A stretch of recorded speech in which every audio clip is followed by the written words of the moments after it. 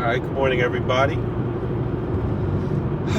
Sad time again when I don't have reception, and today I did download some things to listen to. Actually, I downloaded them yesterday, but still feel like talking, even though today I'm not as passionate as yesterday, perhaps.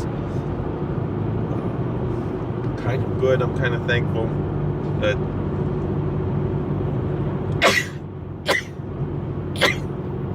excuse me, I didn't address the issue that I wanted to address yet.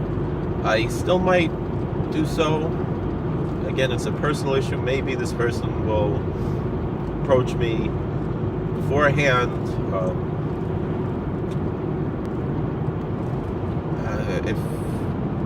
If they do, if they're listening to this, if you know who you are, I'm not upset at you. I totally understand, and just talk about it.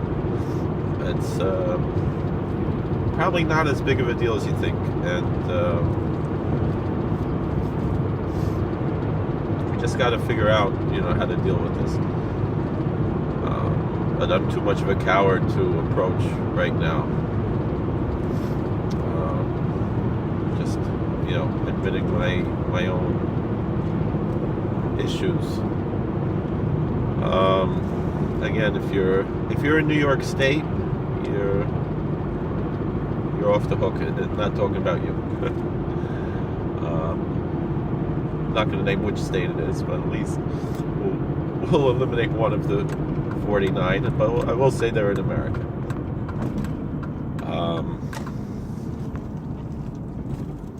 It's not the first time this issue came up.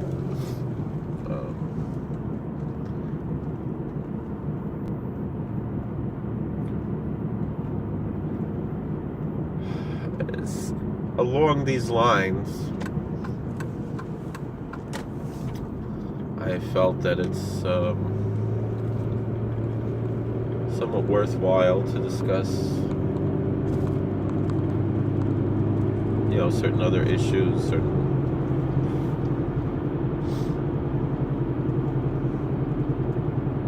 again, like we were talking about yesterday,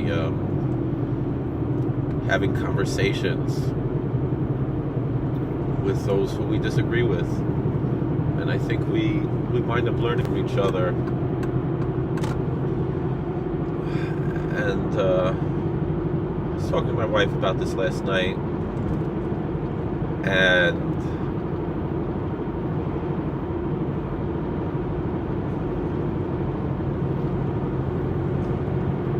she was shocked at what Jimmy Kimmel had to say about how I probably don't want to have a conversation with someone who I disagree with on gun control or health care or whatever.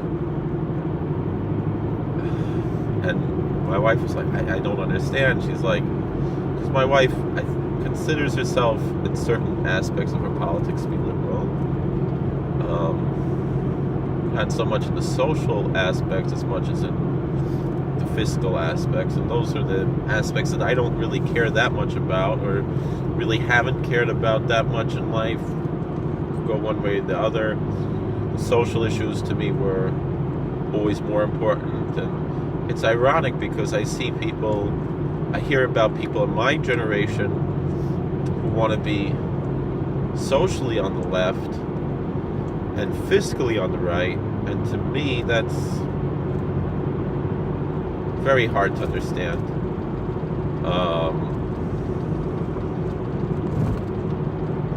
I can understand being fiscally on the right and socially on the right, because someone might see that as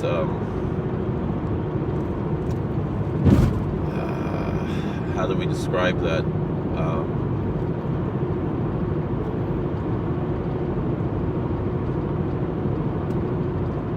I see it as consistent because they probably see the right-wing fiscal idea as being more moral in a certain sense, but I can also see the left-wing fiscal idea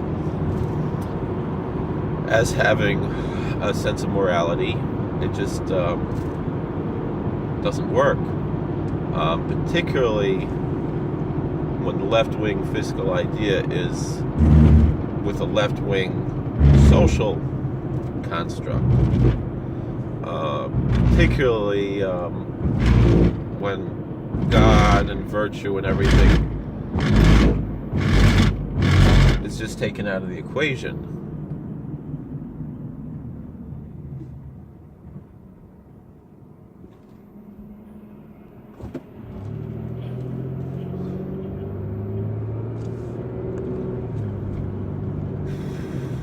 Now, there's so many things going on now in the world. Now, talking about current events, that's going to make YouTube demonetize me. I don't know. It might just be easier just not to have a title, and then YouTube will ignore me. I don't know. Yeah, I have my Easy Pass here.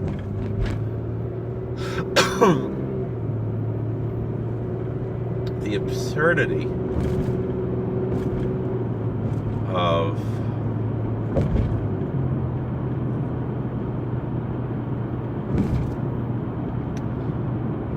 was listening to on the radio yesterday of Hillary Clinton when she was asked about this story that I really don't want to discuss.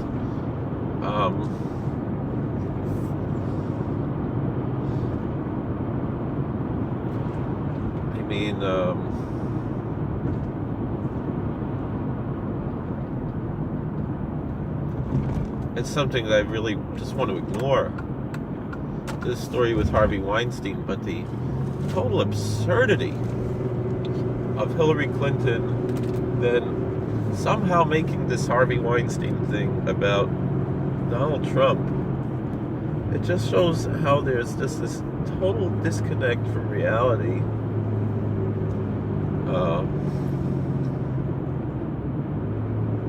At least in the person of Hillary Clinton. I'm not going to brand the whole Democratic Party or anything with that disconnect, although it seems that, I don't know.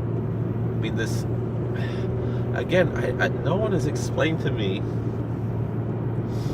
this total and utter hatred for Donald Trump. Now, he's not my first choice. I would much rather see an esteemed statesman like Ted Cruz, a genuine conservative. Donald Trump is not a conservative. He's not a Republican. I think the hatred that's being lobbed upon him is merely because he chose to run on the Republican Party. If he would have run on the Democrat Party, I think he would have won also.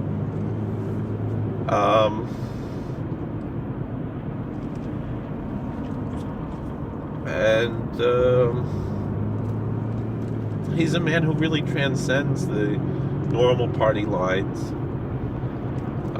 And for that reason, I would have hoped that he would be a great uniter. And I've said this time and time again, it just boggles my mind.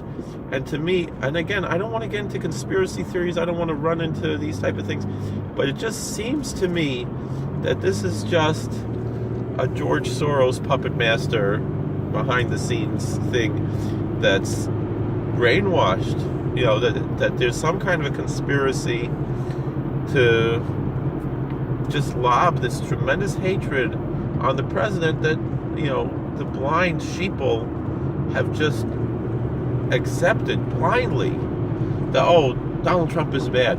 What has he done? What has he done that's so bad? The only things he's done,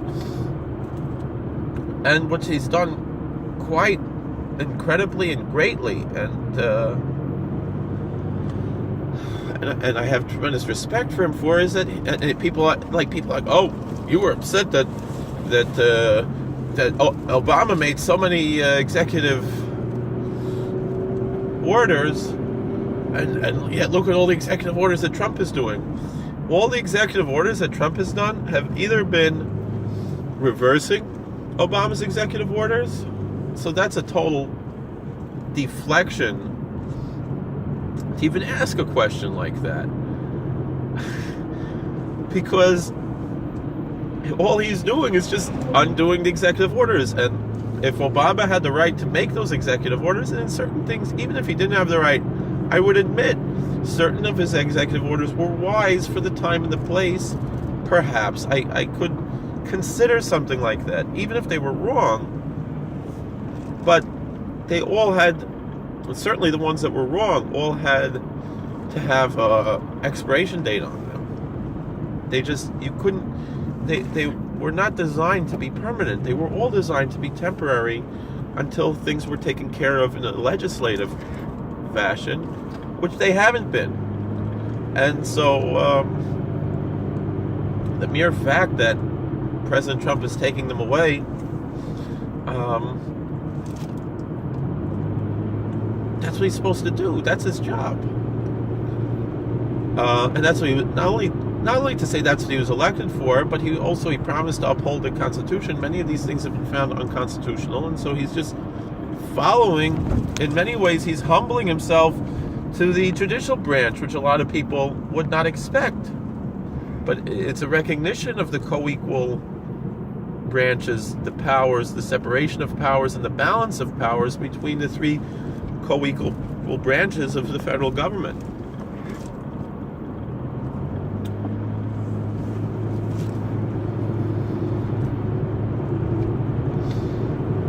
But there's more to say. So then, although now we don't hear that much of it, but his probably one of his most controversial executive actions that President Trump did was merely a continuation of one that Obama and Clinton and Bush and all of them have done throughout history of the travel bans.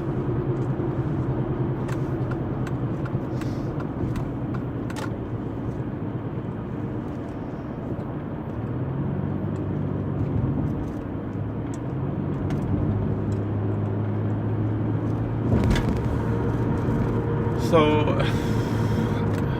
there's something rotten in the state of Denmark. I don't know. All of this, just to me, it feeds the idea that we're living in a society that's being run in a way that is perfect fodder for conspiracy theories. I mean, the hatred against President Trump, I just don't get it.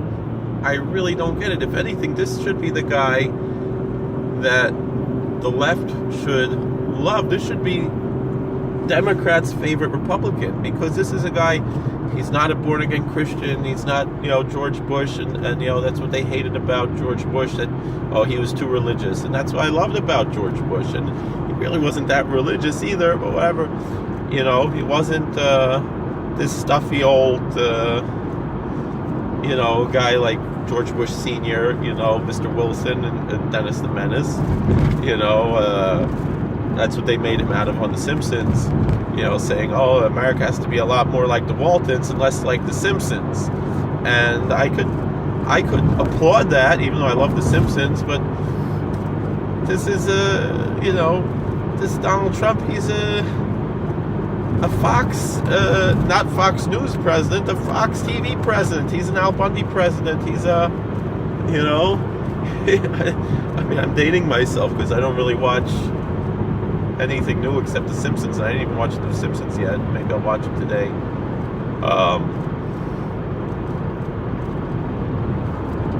So I don't get it. I just don't get it.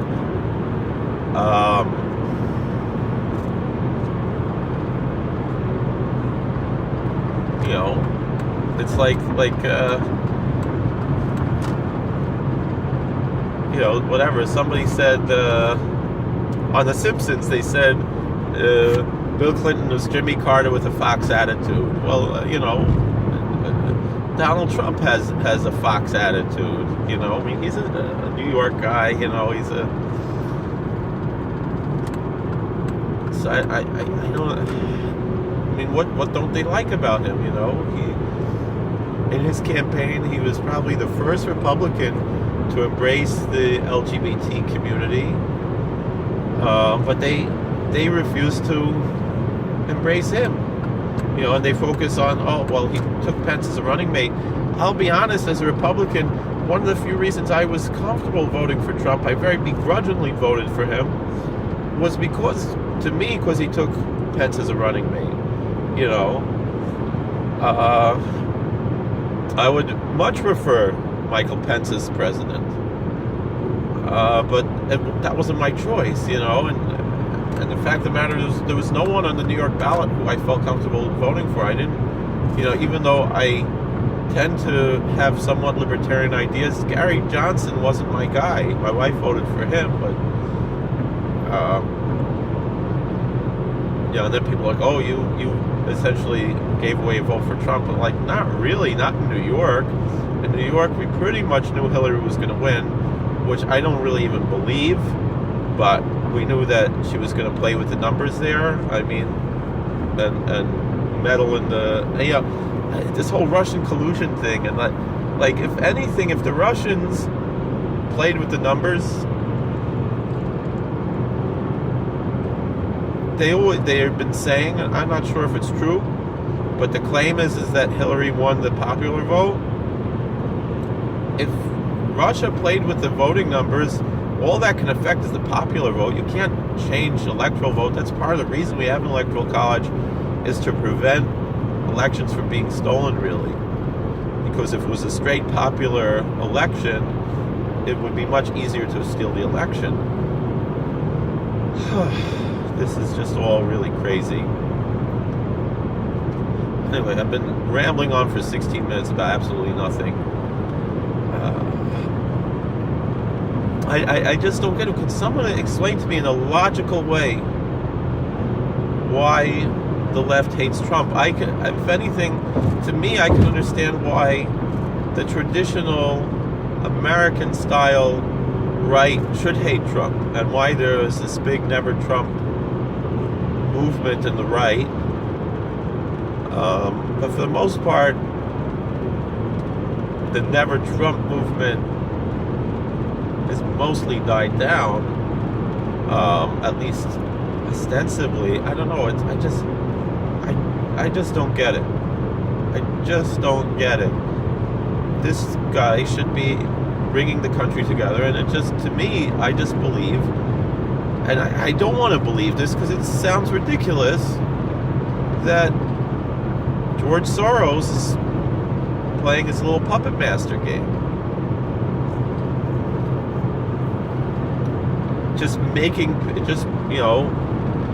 Using his money with the media and paying for all these phony demonstrations and all this stuff, paying the football players to take a knee. I think George Soros is behind all of this, or someone like him, maybe someone we don't even know about.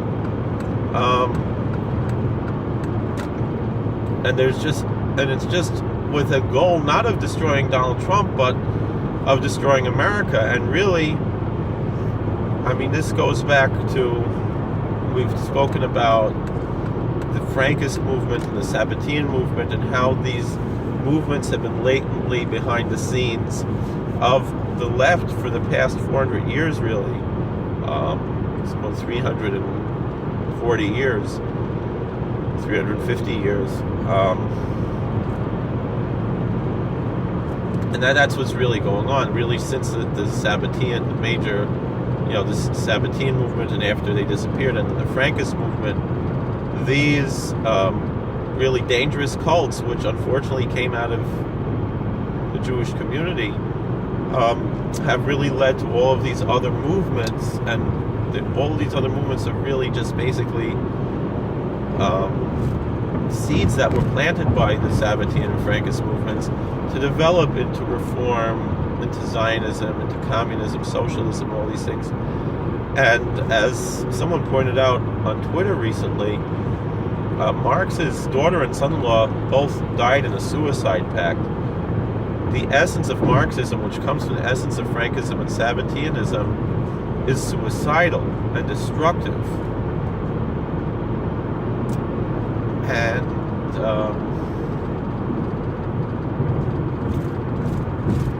And that's what I think, George Soros, he's not trying to destroy Donald Trump.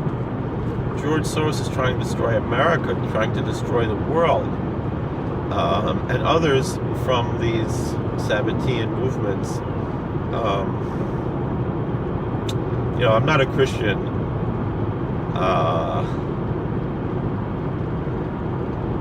but when you hear like the imagery that Christianity speaks of in the Book of Revelation, the Whore of Babylon, it almost seems like Harvey Weinstein is like the Whore of Babylon. That meaning that the imagery of the Whore of Babylon is that here you have, religion being used by the Antichrist, but not in a loving way, not in a real way that we really care about, but rather in a way that's just going to be used and discarded when the use is over, like an old tissue. It was just, functional for the time when it was needed, and then once you're done using it, you discard it. And it almost seems like,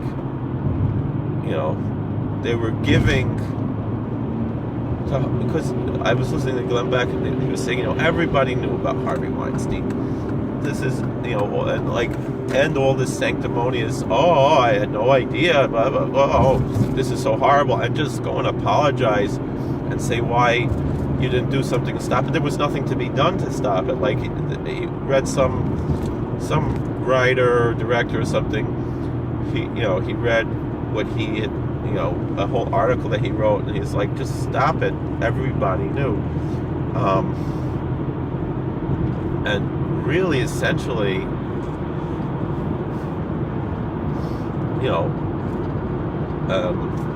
the same blogger that I was talking about, who also is active on Twitter, who talks a lot about the Sabbatean and Frankist movements,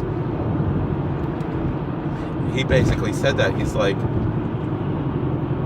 the only reason why this is coming out now about Harvey Weinstein is because he's no longer useful. Why this didn't come out 20 years ago. But I think there's more to it, too. There's a certain idea.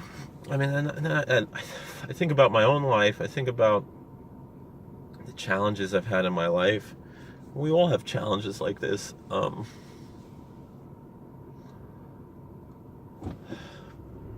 And the sins I've committed in my life, and I always told myself, well, at least I didn't victimize anybody. But the real question we have to ask is that, first of all, it's a slippery slope. And,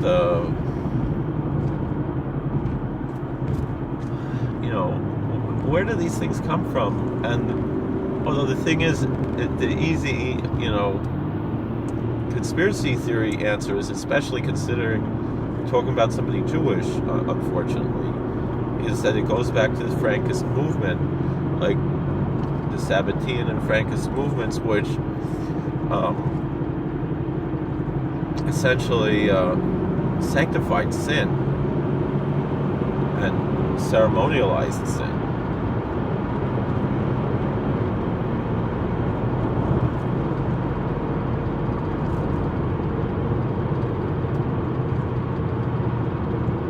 And this is why, again, this particular blogger, it's not me, this blogger, by the way. Some people might think it is. I don't agree with everything he says. But he always brings up how Yaakov Emden strove to unite Orthodox Judaism and Christianity. Not theologically, recognizing that we're talking about two different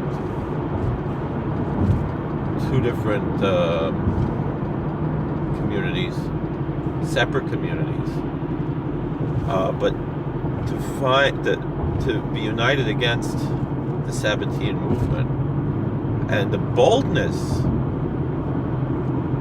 with which Rav Yaakov Emden wrote was, it took incredible courage to write with authority to the Christian community as a rabbi. If you read what he wrote,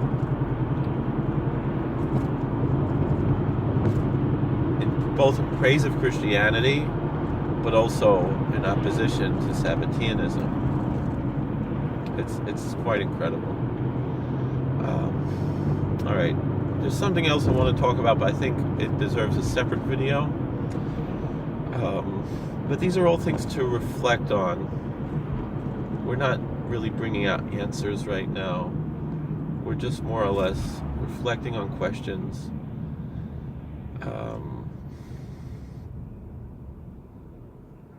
Trying to figure out what's really going on here, which I don't think we will figure out anytime soon. I think by reflecting on these things, we can come also to repent, wake ourselves up, realize, at least I've been really, really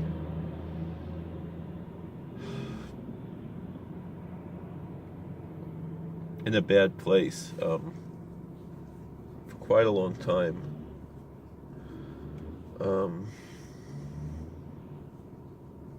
And now I have to work and pray, work on my faith, work on my walk with God. And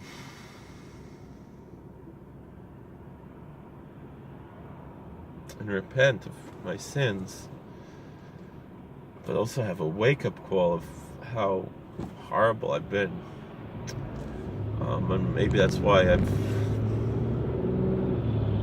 had certain failures, but I embrace all those failures. And I've been dealing with a lot of PTSD the past couple of days, thinking about Richmond, thinking about, really upset about Bloomingburg, how here you had in 2014 the Rural Community Coalition and the Rural Heritage Party literally stole the election, literally committed open voter fraud, and yet the victims of their voter fraud, just to put an end to this whole thing, had just made plea bargains instead of allowing justice to take place.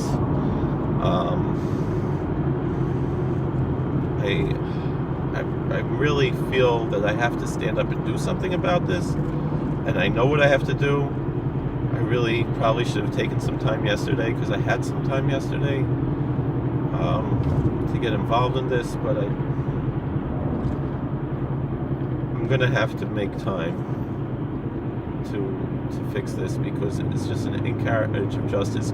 I've reported it to the FBI to no avail. I'm going to have to go to the Sullivan County Sheriff's Office and deal with this, because it's really heartbreaking to me to see such a miscarriage of justice. And I saw it with my own eyes. I'm a witness to these things.